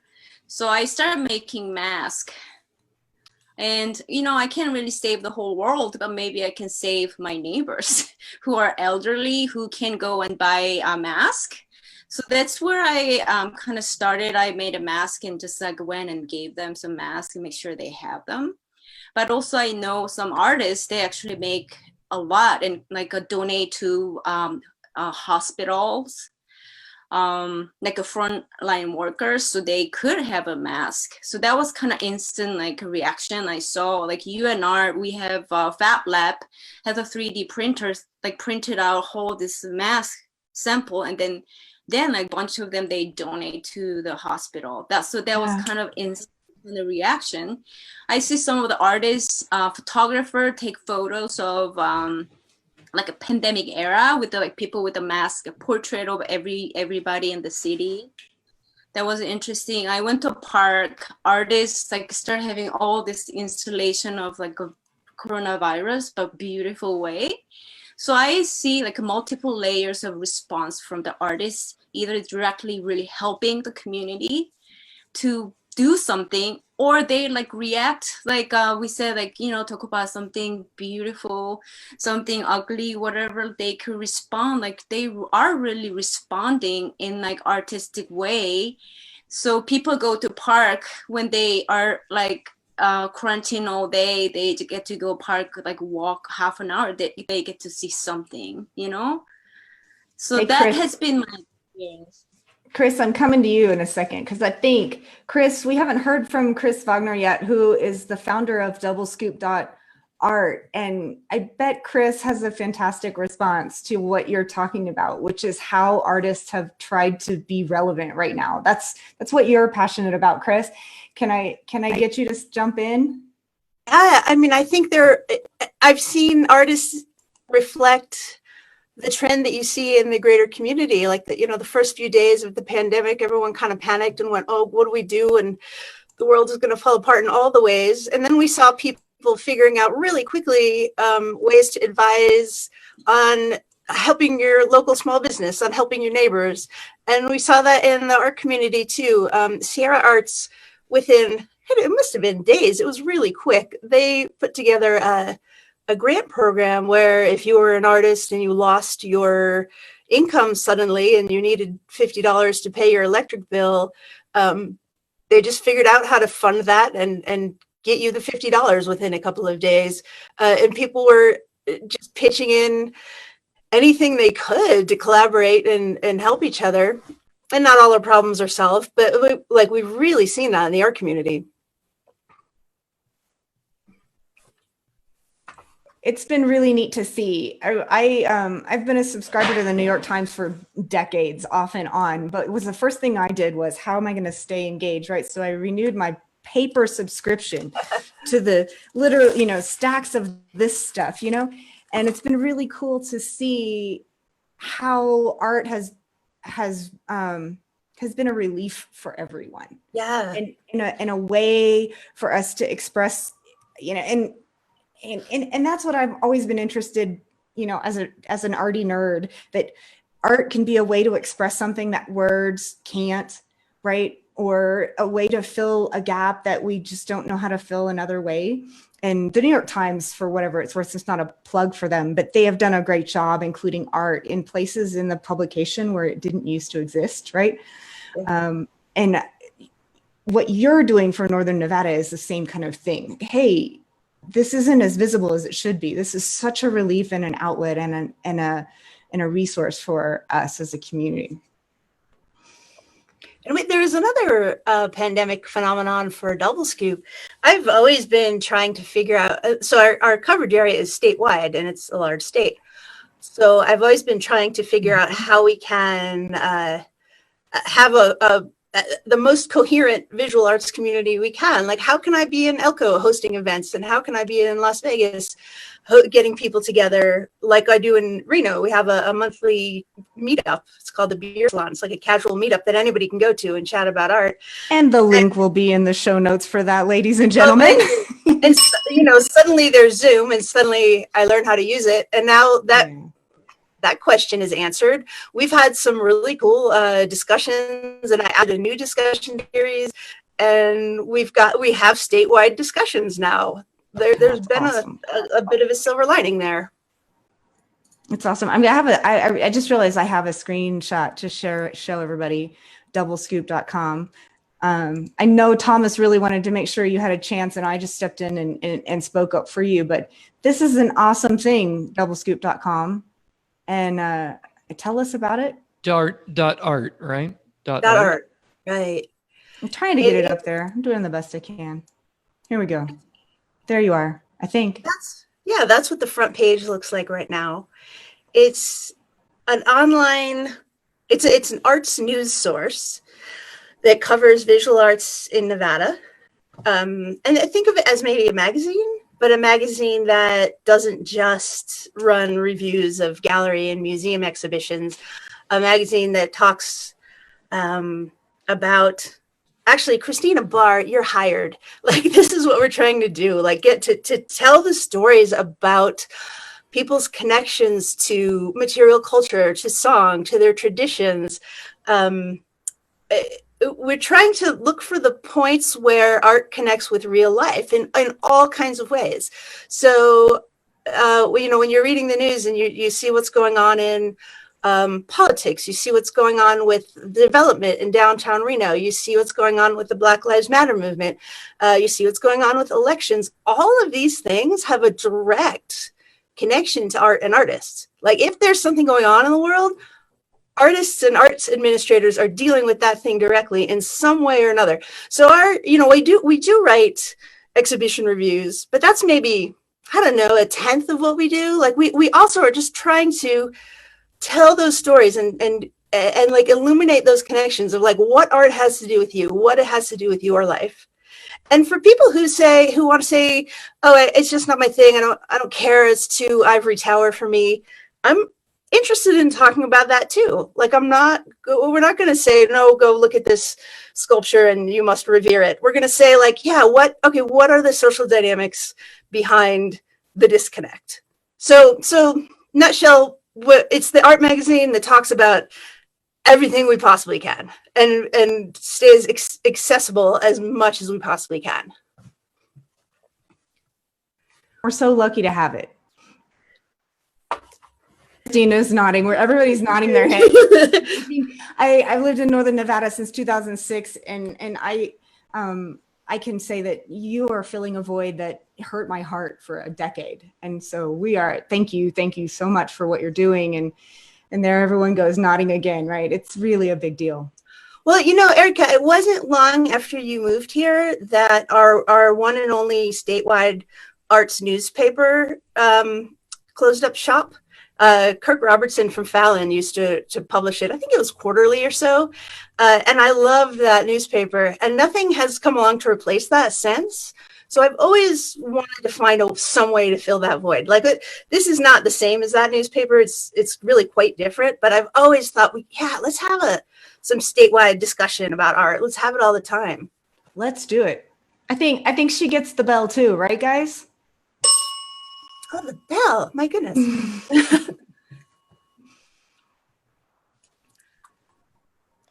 Well, doublescoop.art, you guys, Northern Nevada, Southern Nevada, all over Nevada, and all the great work that's going on here. Right, Thomas? Whatever you say. Yeah, and somebody mentioned earlier, there is art all over the state like you wouldn't believe. I mean, I talked to people from out of state, and they're like, what? The Nevada art scene? There's such a thing? And yes, there is. It's not just like an urban art scene and museums and all the things you normally think of. Like, on every ranch, in every valley, in every small town in this state, there's somebody making something interesting. It is amazing.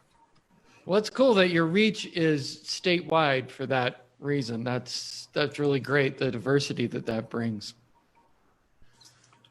Cool. Anybody else want to talk about Erica's question on how the pandemic has changed what you do?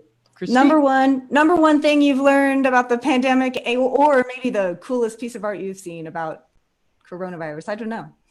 I just want to say that I think, so from our vantage point for giving CARES Act funds out to the organizations around the state, and I think Tony's probably seen the same thing, that people are suffering, and it is really hard to watch organizations that especially are income-based, ticket-based, that really rely on earned income to run, are just really struggling right now.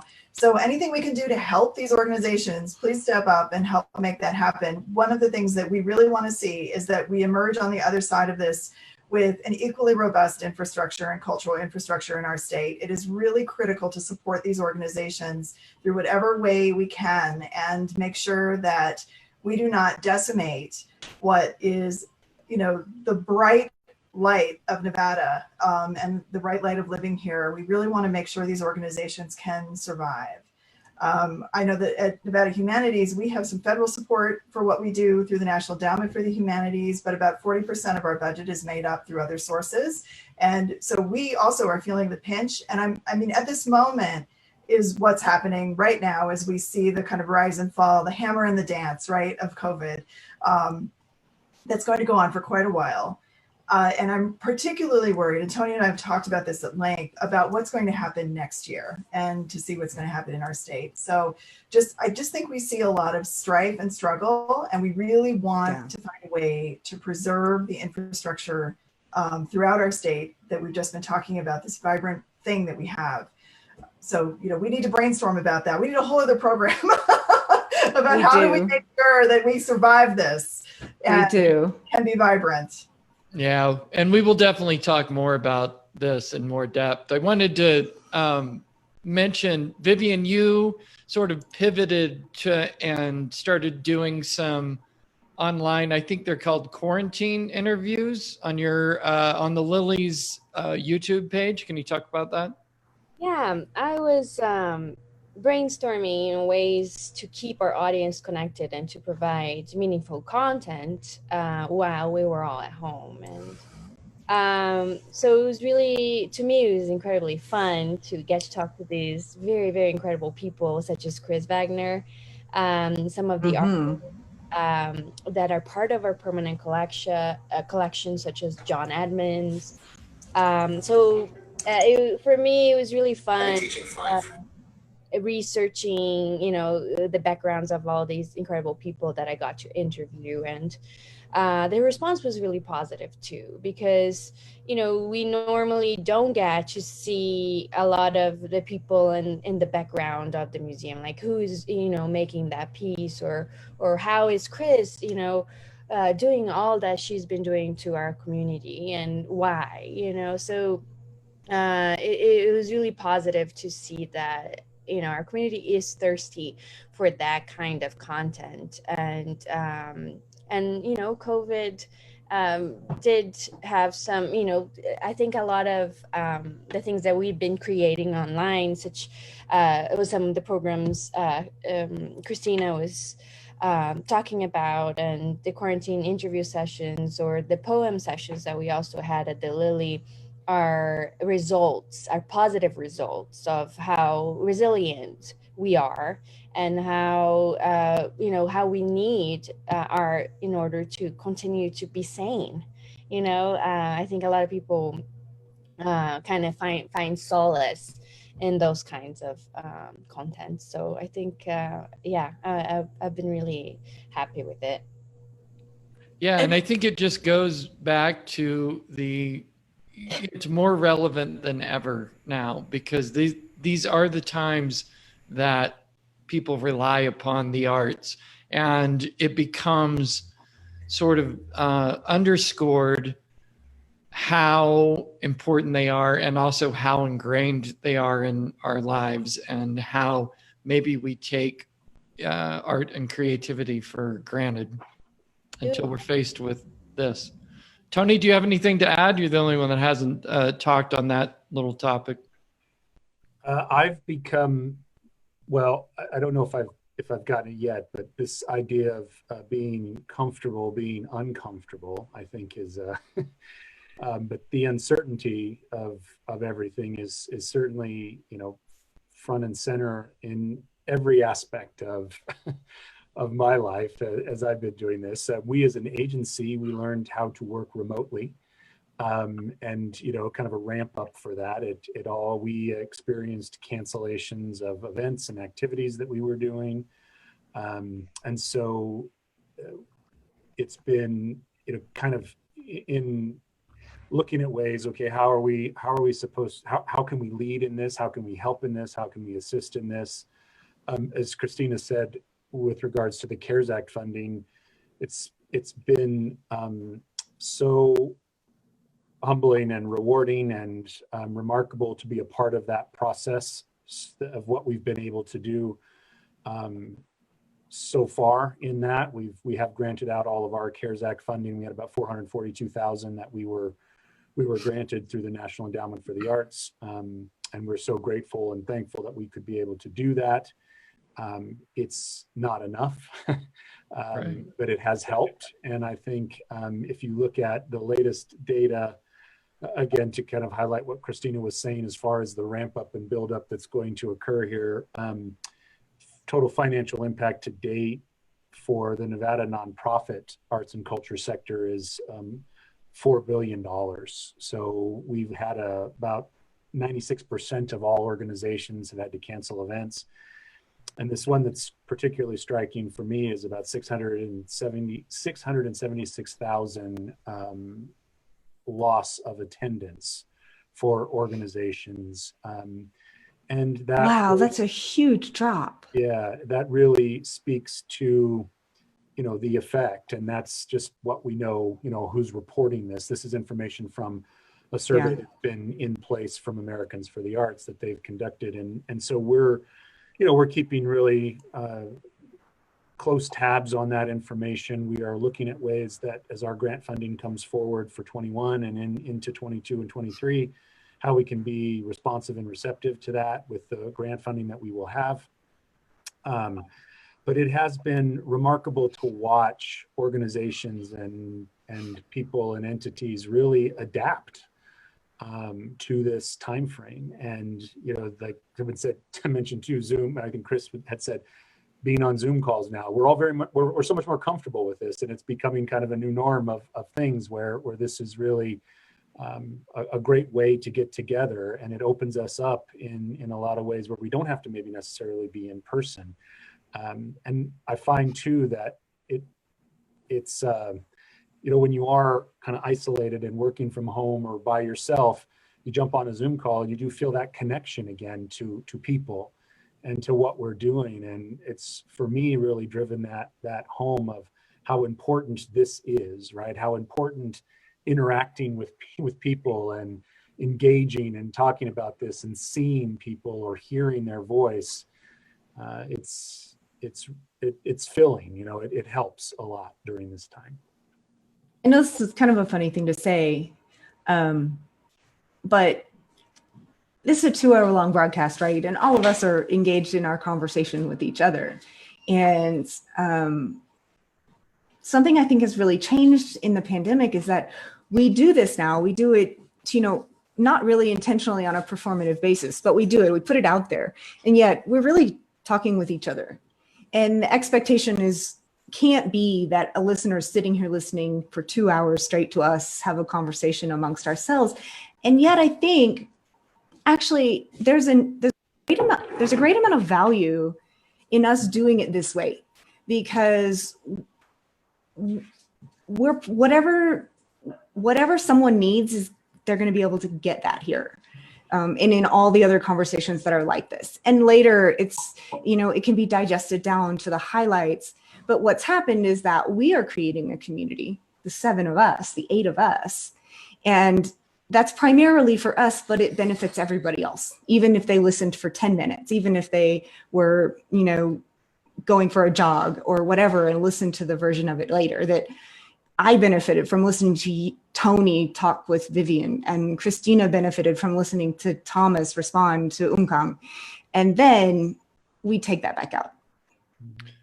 I think all of that is a great perspective as well. And, you know, just the adaptability thing, the fact that while this isn't how Vivian and I envision this as far as doing these things live in the Lily with a live audience and having that interaction, it does provide for, and hopefully we would have been able to record that too, but this does provide for a, you know, we've got this recorded and it's going to live in these different places. And as we continue this conversation out for weeks and months and hopefully years to come, now we've got this whole, you know, historical record of this that people can go back to, you know, just like you said, I'm driving in my car, or I'm going for a run, or I'm wherever, and I'm listening to podcasts or audiobooks or whatever. Like, this now becomes something that isn't mostly a one-time event at the Lily, but is part of a longer conversation that goes in that people can tap into at their convenience. It's well said. Can you hear me? Yes, we can. Hey, Oliver X on the line. Oliver X. Fascinating stuff. Great conversation, everyone. I wanted to chime in a little bit about the pivot that is going to be required to respond to a part of the industry and the arts that will be a phase 4 reopening, if we ever get to a phase 4 reopening, and that could lead to what would be the tragic extinction and untimely death of the entire theater industry in America. And that is a dire proposition. And I hate to posit it, but it's in the wind right now. There are theater groups across the nation and large companies like Cirque du Soleil who filed bankruptcy that will not have a bright future, and do not right now, unless we really get a handle on this COVID. So moving to new technologies and platforms and anticipating how best to trumpet them and which trumpet to use is going to be vital for arts organizations, large and small. That's excellent. Does anyone want to follow up on that? Oh, yes. Or Chris, you got it. Well, two things to follow up, Oliver. And hey, welcome to the conversation. It's going to be particularly difficult, I think, for theater communities. You know, say they're closed for a year. Say a theater's closed for a year. They can't just open up the door and start again. Like to put on a production, it takes something like an entire year. So you get the rights to the play, you build the set, you figure out the costumes, you cast the play, you rehearse and rehearse. and when you interrupt that process, you can't just press go and have it up again. And the funding to get them back up and running, I think is going to be really difficult. See, I hope we can figure out a way to have continued theater, because it's a great thing to have. And then, keep in mind too, if you haven't seen this already, there's a big trend in artists and arts organizations being as generous as possible right now, even if they're struggling. And the theater community in Reno, their ticket sales were just completely cut off. That's a huge part of their income. But at the same time, they're putting out programming online. They're putting out plays online. People are doing I think more in Carson City, people are doing acting classes online. And they're this group, their first thought is like, okay, we're in huge trouble. And their second thought is, okay, what can we do? How can we help? And they're like, it's impressive how much theater communities are doing on no budget right now. Well, the arts in general, it's been fun to watch. And I mean, I bet this is what you do all day long, but fun to watch all these different organizations put themselves out there. They're putting themselves out, the Metropolitan Opera, and that's American Ballet Theater, all of them, local and international, putting their performances online, putting conversations online, putting, the behind the stage stuff online to try and keep their audiences engaged. But it's hard, right? I mean, when you watch ballet on a little screen, it's not quite the same. It's no substitute for seeing these things in person, but I think it's the same as we all feel about Zoom meetings. Like, it's nothing like seeing your colleagues in person, but it's so much better than nothing. It's really something to kind of, grasp onto and keep you afloat for now. And museums were really quick. Local museums were really quick to respond by putting out free lesson plans, or trying to make life easier on parents. It's just been amazing what people have been contributing at a time when things are very difficult for them. That is something you touched on that as a parent has been impressive. The first is just, again, another example of creativity, resilience, adaptability. But my son goes to the Waldorf school where there was zero computer learning, zero computer-based learning at all. And in a matter of 2 weeks, they went from zero to having the entire rest of the year, March, April, May, in distance learning and Google Classrooms, and everybody learned and adapted. And of course, the kids suffer because they're not able to be with each other. But that, and then, Urban Roots even took, because all these places that we relied on during the summer, like Urban Roots and all these different summer camps, went immediately to, here's some online classes. Mm-hmm. We will deliver this bag of materials to you so that you can do this at home. It's just the creativity and the adaptability there, and the resilience and the quickness in how everybody responded is unbelievable. Well, I also got to jump in here because we've got Oliver here. And I mean, you want to talk about a fantastic pivot for, the arts community to go online and change in order to still provide. Oliver, all of Art Town has had to do everything differently this year. And you've done it. You've really done it. What has that been like? That's really a product of during the quarantine / sequestration, we had daily meetings from home on Zoom, or we did conference calls. So every day we thought about it. Every day we thought about how to adapt. And it was suggested way back in February, hey, our town's going to have to be virtual. Yeah. And that was dismissed as preposterous because art here we are. Visceral. And I actually just rejected it out of hand. But then as it became more real, and as our first artists canceled Dragon Lights from China because they couldn't get here, it started to become more real. And then we really started in earnest in March to say, how can we use technology to deliver art and inspire? And then how can we better physically engage in our community with art as an art stimulus, the way maybe an acupuncturist would, prick you with a needle and install a needle on a meridian. Art can do that. Art can be restorative. Art can be a tonic. Art can be uplifting at a time when you need it and when you least expect it. And art is restorative, and it is what we leave behind. So I really think that it's essential that we found a way to make an arts organization participate in the solution during the pandemic. Well, I think you've done it. You have, you and Beth and the whole team there again. And I've talked this up before, but it is remarkable the pivot that you did, and we are all extremely grateful. Hey, I'm extremely grateful for Tim organizations. Snyder, special appearance. Oliver, I rang the bell for you, but Tim took the stage. Go take it. I didn't mean to interrupt. I was just Sorry, man.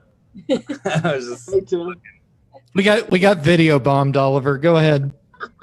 I just wanted to thank Tony and the Nevada Arts Council and all of our sponsors for maintaining and helping us stay the course, because that is how we're able to make decisions, is with the investments that these organizations and the general public make in us and in art.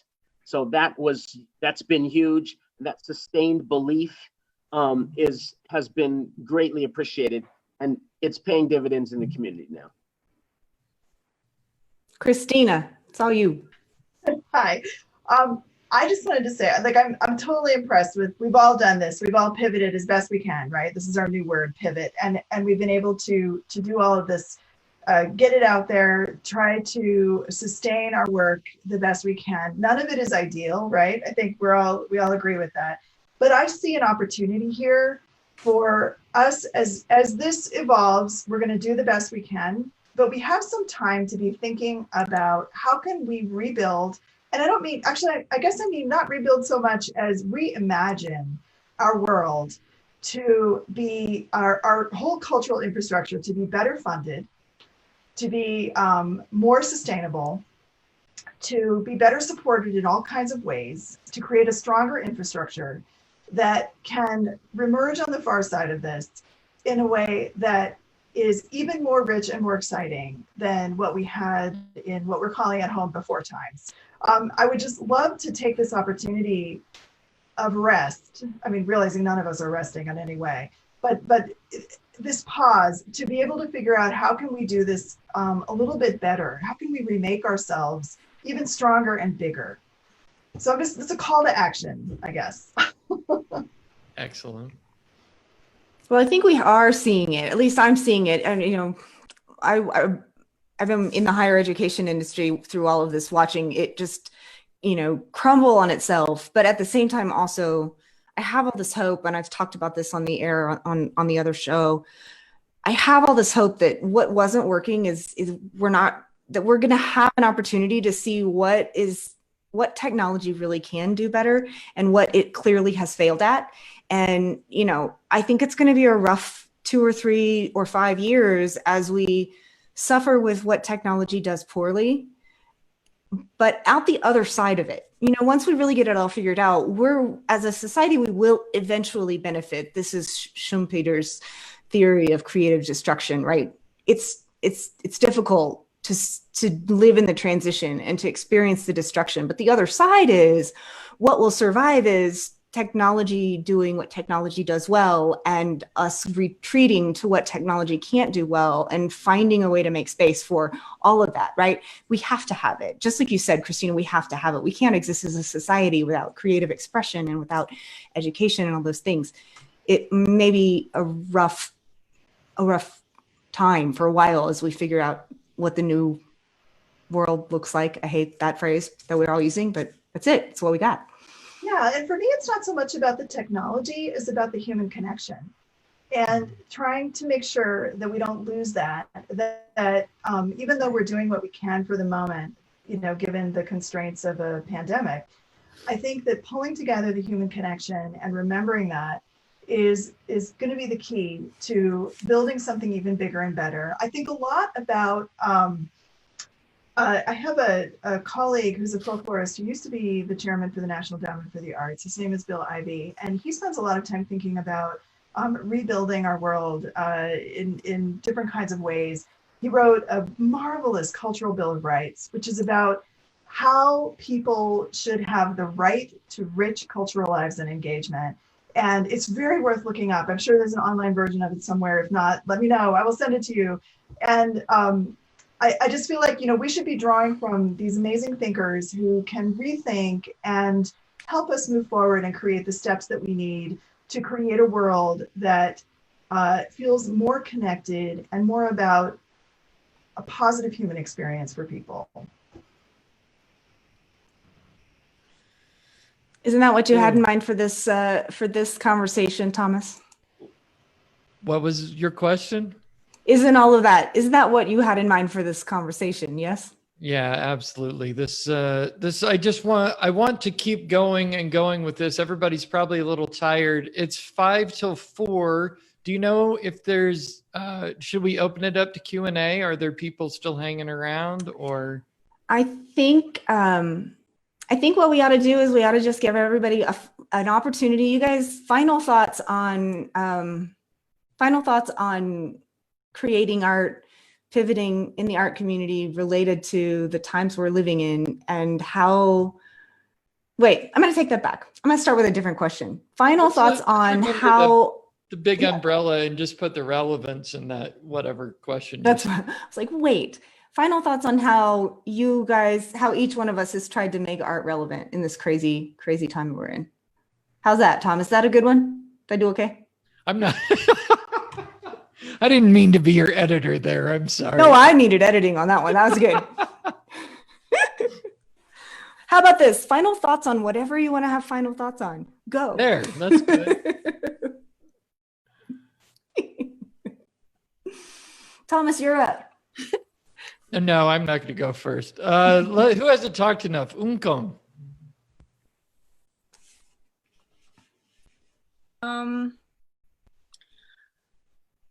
So the art always have been very important and valuable in the society.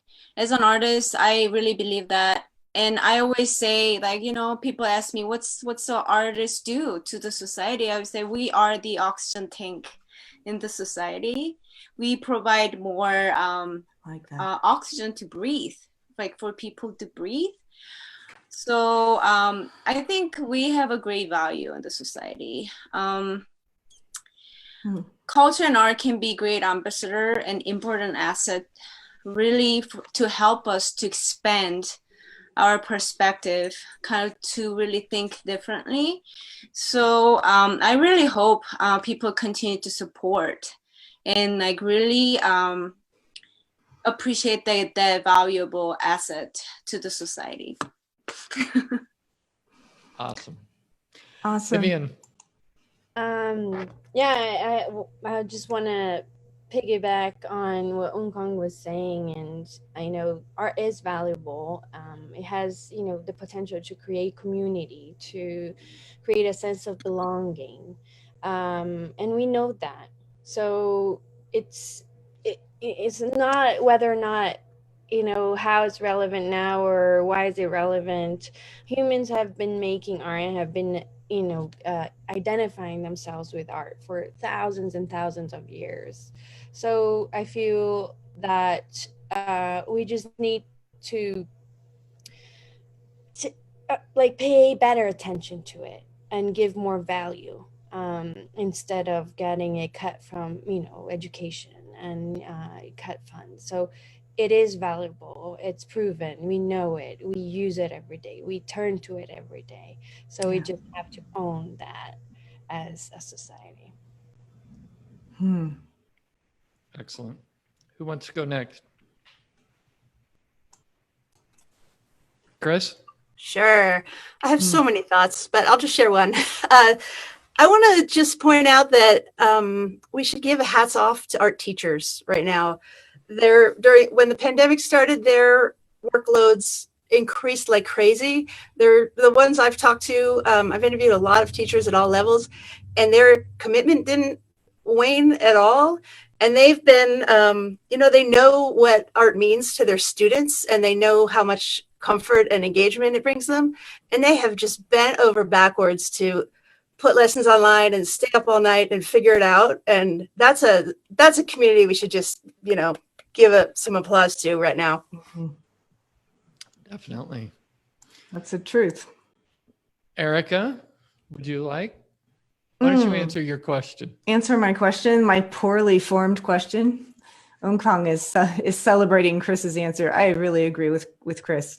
I feel like what I've noticed is just, I've noticed so many additional ways in which art is valuable and in which art contributes that, as a all my life, right, contributing or participating in the art community, how much more it's for the community than it is just for the makers, right? And so, as an example, right, I mentioned the New York Times, and literally art is on the pages of the newspaper, and illustration is there in a way that it just wasn't 6 months ago or 5 years ago. That art has been sort of a relief valve, a pressure valve, and I see everywhere people trying to put it there and have it function that way. So I think I've become really aware of all the ways that art makes us better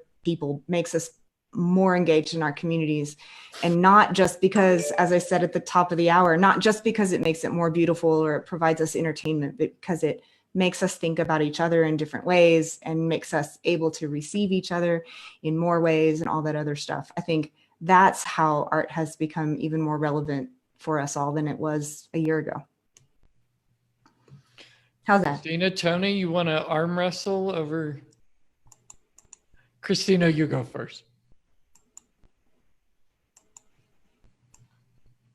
You're muted. I lost my mouse. There you go. I'm just blown away by my colleagues here, and I just so appreciate everybody's thought. Appreciate the two of you for assembling this and making this happen. These are important things that we need to talk about, and I feel like I hope that good things are going to generate from our conversations. How can we not think of this as relevant? I think that the key is to articulate the value to people who don't necessarily recognize in their own lives the importance of their own rootedness in culture and creativity. And so if we can be working on that together, I think we'll go far. Excellent. Let's do it. Tony? Well, thank you. And to echo the thanks for bringing the group together. I think it's been a fantastic conversation. I found that this is a really great indicator of what the world is like without the arts. When you look at especially during the first phases of where things were closed, and certainly from the performing arts sector, how it's still closed. And oftentimes when we talk about funding, people want to use that, this is what the world might be like without funding, without the arts, what's the world like? And it's a very in our face reminder of what it's like without these opportunities for us to experience, as as we stand now. And while the arts and culture industry is really evolving and rapidly figuring some of these things out, which is exactly what we do, it's still a very stark reminder of what going to a theater really means, what going into a museum really means, and those experiences. And it's really going to be important for us as we move forward to make sure that those experiences are available for everyone when you look at accessibility. And again, with the pandemic being one phase, and the social unrest and the Black Lives Matters movement that is really happening in conjunction with all of this, to speak to the opportunity that Christina cited. This is our opportunity to really help bring all of this forward as an industry and be a part of the solution, which we are so great at being. And the key is to make sure that it's not an either or scenario when it comes to funding, but really a collaborative and, so that we can really work together. So That's excellent. Thank you. I guess maybe I'll wrap up, answer that question with playing off what a couple of you have talked about, that this is something that the whole world is experiencing. And so that in some ways brings us to what Tony talked about, how, art shows us how much we're alike as much as, our cultural differences and stuff. So it creates this bridge, and this pandemic that the entire globe is experiencing.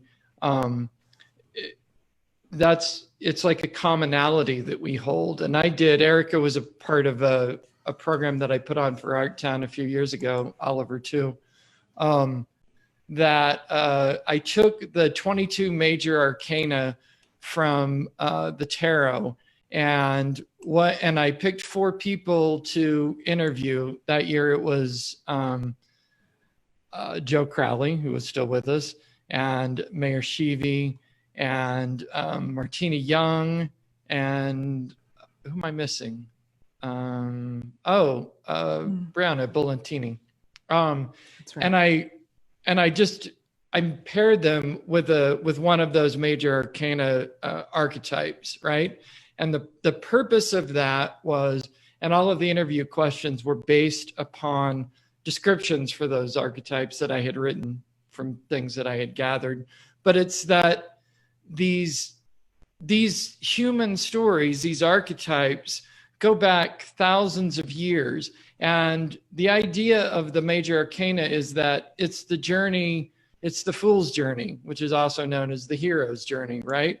And so it goes through all of these different phases of life, and we all experience these different archetypes, and it shows our common humanity. It shows that we all share, talk about stories, Christina. These are stories that we all share, that we all, manifest or kind of cloaks that we step into in different phases of our lives. And though we are so diverse and have these different stories, we also have this commonality. And I think that's one of the things that art helps bridge. And certainly that's one of the things that is highlighted. So, I'll reiterate that now more than ever, art is relevant, and its relevance ought to be highlighted by how much we really need it and how much we realize that it's already ingrained in our own stories.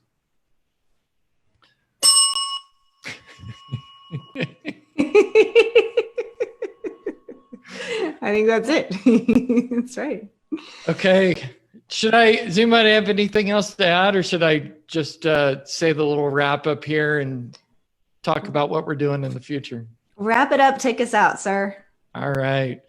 So you've been listening to, this is Art+Modern Life. It's a new series on the conversations about the importance of art in society and how art is woven into our lives. Art+Modern Life is graciously hosted by the Lilly Art Museum at the University of Nevada, Reno, and by its director, Vivian Zavataro. Art+Modern Life is presented by art historian Erica Cole-Gillette. We didn't really get to get into your background this time, but we will. And me, Thomas Lloyd Quells. Also, thanks very much to all of our guests. Thanks to Tony Manfredi and the Nevada Arts Council. Thanks to Christina Barr and to Chris Wagner and to Ung Kong Ko. All of you, I hope you join us in future programs, because this will be continuing. First, we've got 2 more shows as part of Art Town for the next 2 Saturdays, also from 2 to 4 or however long it goes. The next topic on July 18th is diversity and inclusion. That's going to be a great episode also. Yep. And again, very timely. And then July 25th, we're going to be talking about something in depth that we touched on here today, which is sustainability in the arts.